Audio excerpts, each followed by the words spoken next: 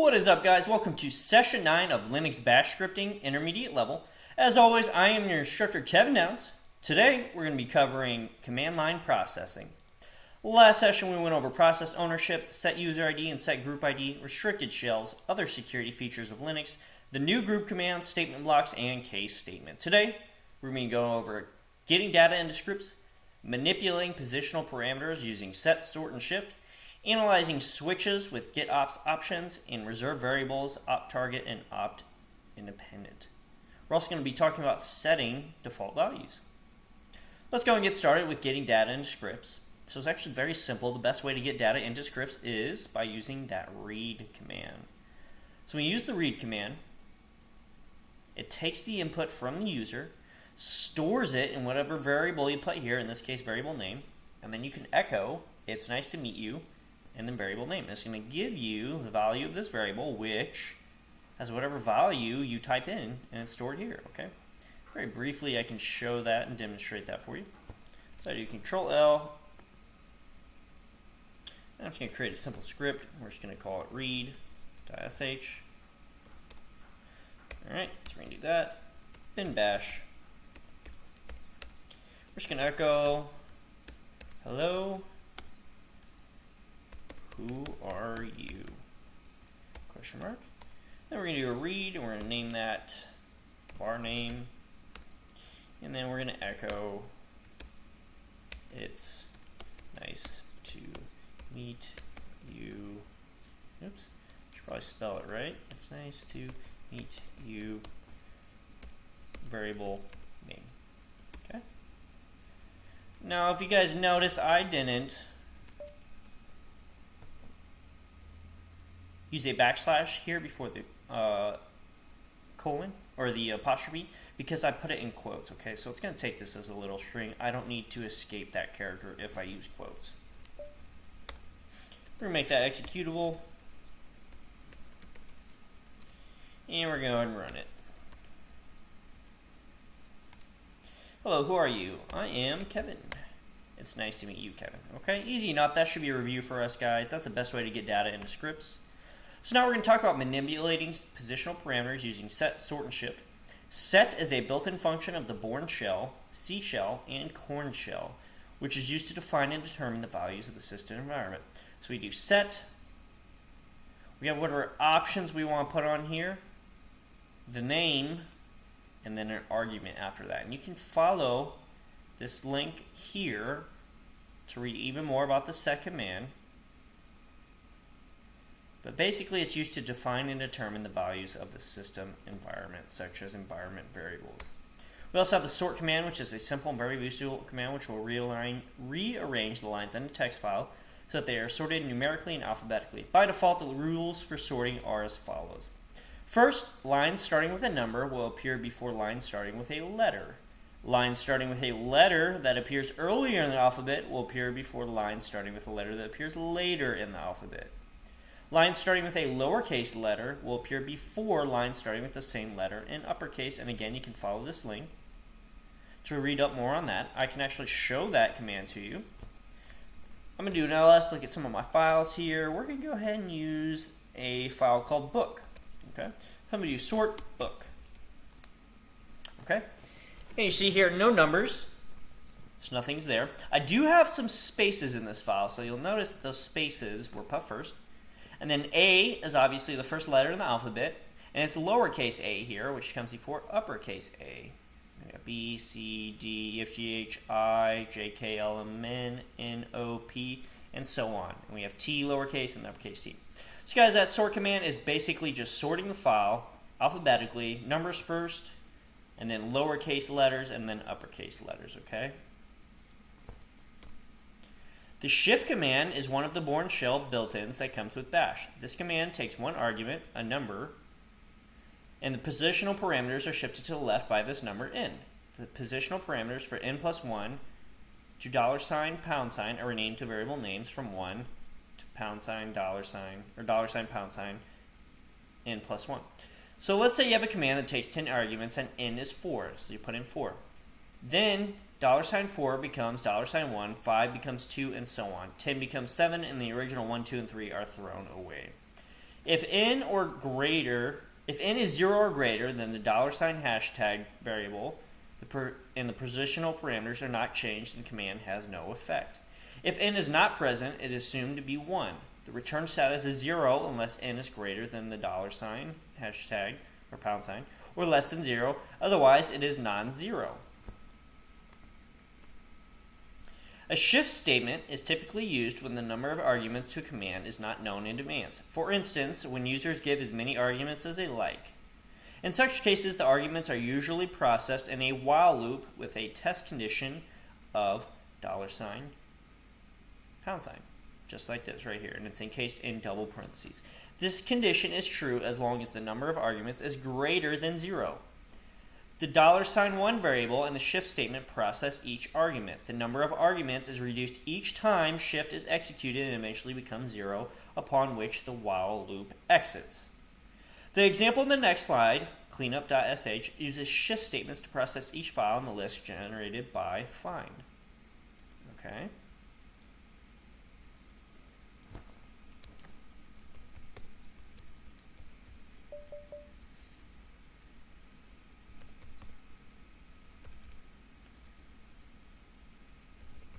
Alright guys, so we have this example here.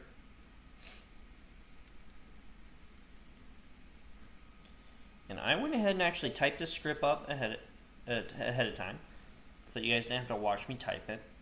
But basically what this script is doing is it's cleaning up files that were last accessed over 365 days ago in a certain directory. So this script is taking an argument, in this case a directory name. It's going to use that shift option. It's going to clean it up, okay? So if I go to that script, and we take a look at it, I actually named it shift.sh and not cleanup.sh. So we're taking a look at it. We have a variable set here named usage. Okay, and it's set to the literal string usage, variable 0, directory 1, 2, 3 to n, okay? And then we have an if statement, if, remember this is going to equal 0, then echo usage, which is this. And then we have an exit 1 status and phi, so we end this if statement. Then we have a while loop, and it says while it equals 0, do, and then we have a nested if statement. So notice this is shifted to the right of the while loop, so we have an if statement with inside this while loop. If, and we have a variable value here, we do ls $1 is equal to nothing, then echo, empty directory, nothing is to be done. Else, we're going to find the $1 variable. Okay, so this is the starting point. Okay, and remember when we have a $1 in a script, it's taking that first argument that we pass to the script. So whatever the user puts in for the argument or the directory name, that's where it's going to start here, right? So that's a very handy and kind of brilliant way to use this find command. So find whatever directory they put in, -type file all. And then the last time it was edited, so in this case 365 days ago, and it's going to use that exec command, okay, which runs a command and then exits out of that shell. And we're going to remove everything in that.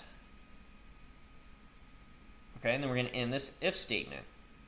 Then we're using that shift command, and then we're going to finish our while loop, okay, using done. So let's go ahead and see that in action. So let's make that executable. Shift-sh. Okay. Let's go ahead and run that command. And we're going to say, hey, in the documents directory,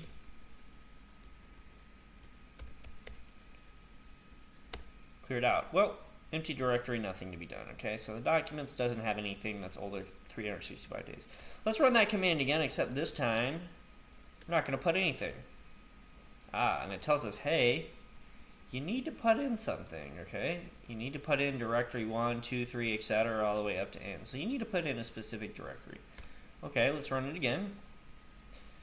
This time we're going to add a number on the documents.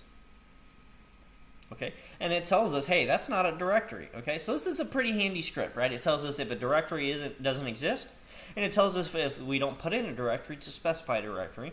And then when we put in an actual directory that exists, it tells us whether or not it can delete anything that's over 365 days old, right? In this case, I don't have any files that are over a year old, so I can't show you anything that would be deleted. But you guys get the idea. You guys are smart and you understand what's going on in the script. So we're going to move on to something else called Getopts.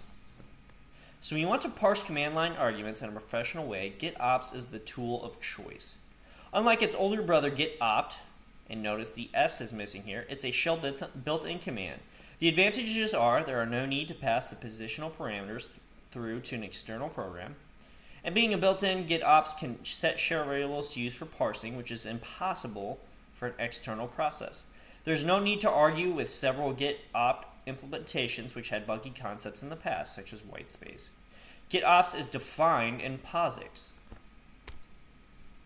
So the base syntax for Getopts is, we have Getopts, the opt string, the variable name and the arguments, where opt string equals, or stands for, and this tells the Getopts which options to expect and where to expect arguments, okay? So it's telling Getopts what to expect. Then we have var name, which tells Getopts which shell variable to use for optional reporting, so it's kind of storing the value for the variable there. And then we have the arguments, which tells Getopts to parse these optional words instead of positional parameters, okay? And we actually have a list of arguments here. Okay, so we have Getopt, Getopt long only, OPTARG, OPTInd, OPTERROR, and OPTOP, which are parse command line options. The Getopt function parses the command line arguments. Its arguments argc and argv are the argument count and array as passed to the main function or program invocation. The variable opt-independent is the index of the next element to be parsed in argv. Okay, so we have an example here of Getopts. Okay, so we use a while loop. We say while Getopts cfm. So this is the command Getopts. This is our opt string, and then here's our var name. Okay, do, and we're using a case statement here, and we're using the variable option, which we actually set here, right? So it's calling what the values are in there. So in, and then we have our first pattern to match here. So if it's C, which we see here, echo my favorite color is blue. If it's F, we echo my favorite food is ice cream. If it's M, we echo my favorite movie is Titanic, and that's the last opt string option here. If it's anything else, so slash or backslash question mark, so that's, we put that there for an invalid option. If you use anything else other than C, F, or M, it's going to echo you have to use -C, -F, or -M. We end every case statement with ESAC, which is case spelled backwards, and then we close out our while loop using done. So when we run the scripts using the four options C, F, M, and K, we see, when we get C, we get my favorite color is blue. When we use F, my favorite color is ice cream. When we use M, my favorite color is Titanic. And K tells us, hey, that is not one of the options. You have to use C, F, or M. Okay. Last thing we're going to talk about today, guys, is setting default values. So default value is used to initialize with default values if no value or undefined is passed. So when we echo var1, nothing's going to be there, right? And then when we set var1 equal to $, square or curly brace, var1 dash default value, curly brace, quotation mark, and then we echo var1, we get default value, right? So we're setting kind of a literal value here. And it's going to initialize it as the default value. So in summary, guys, we talked about how to get data into scripts using that read command, manipulating positional parameters such as set, sort, and shift, analyzing switches with Getopts options, reserved variables, OPTARG and OPTInd, and setting default values. Next session, we're going to talk about improving the performance of scripts, timing commands and scripts, system resources, setting limits, and portability issues. There's a lot going on in these courses, guys. I know sometimes it can be difficult to keep up, or maybe you just aren't quite getting some things, so I highly recommend following these links and checking out our weekly and monthly plans available for private tutoring sessions for system administrator management. There are also private tutoring sessions for Linux and Bash scripting, which is what we're covering now, so these would be very helpful and beneficial. Definitely worth the investment. As always, I enjoyed having you guys in this session. Thank you so much for joining me. I'm looking forward to seeing you in the next session.